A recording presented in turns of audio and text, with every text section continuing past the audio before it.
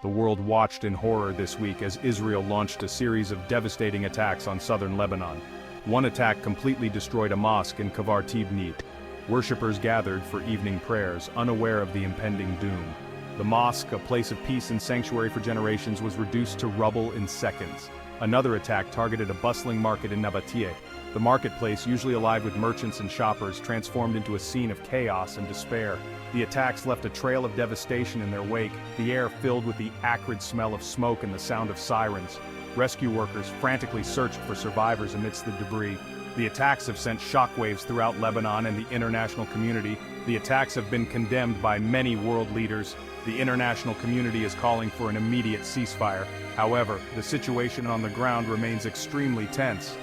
The conflict has already claimed the lives of innocent civilians, and the potential for further escalation is a grave concern. The attacks have created a humanitarian crisis in southern Lebanon. Hospitals are overwhelmed with casualties and medical supplies are running dangerously low. The injured, many with severe burns and shrapnel wounds, lay in crowded hallways, waiting for treatment. The destruction of infrastructure has made it incredibly difficult for aid to reach those in need. Roads are impassable, and communication lines are down. The Lebanese Red Cross is struggling to provide assistance to those affected by the attacks. They are calling for safe passage for medical personnel and humanitarian aid. The situation is particularly dire for families who have been displaced from their homes. Many are seeking refuge in schools and mosques which are ill-equipped to handle the influx of people. They are in desperate need of food, water, and shelter.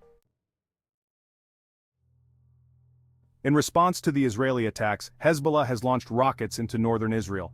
The rockets, fired from hidden locations in southern Lebanon, have struck residential areas.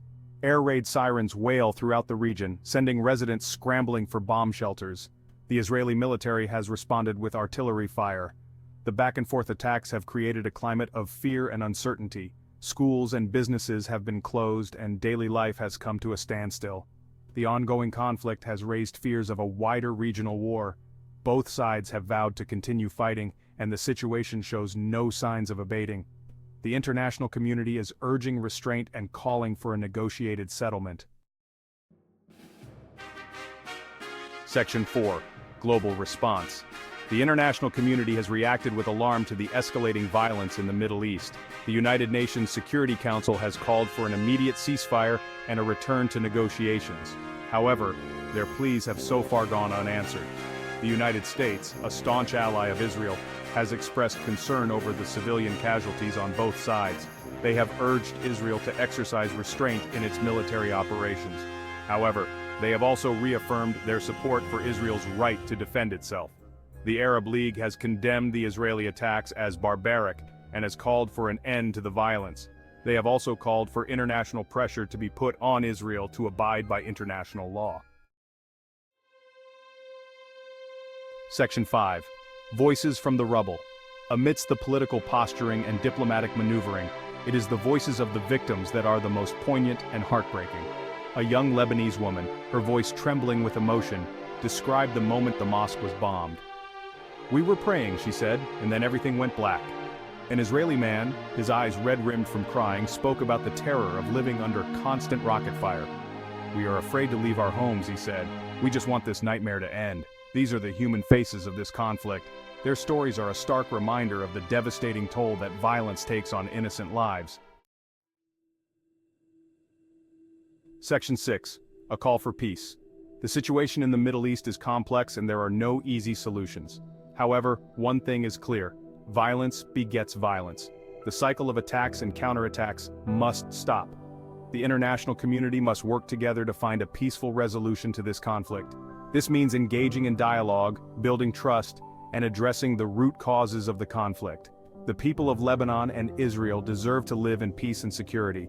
The time for action is now. As we reflect on the turmoil and devastation, we must also remember that hope remains. Amidst the chaos, there are stories of bravery, solidarity, and resilience. Communities are coming together, offering support and aid to those in need. Organizations and individuals from all corners of the globe are contributing to humanitarian efforts, demonstrating that even in the darkest times, humanity shines through. Pause 2S. Section 7. A hopeful tomorrow. The path to peace is long and arduous, but it is not impossible. By fostering understanding, promoting dialogue, and prioritizing humanitarian aid, we can pave the way for a brighter future. The people of Lebanon and Israel, and indeed all of us, deserve a world where peace and cooperation prevail over conflict and hatred. Pause to S. Use this script as is. Don't forget to write your comment below and tell us about your opinion. And most importantly, don't forget to subscribe to the channel.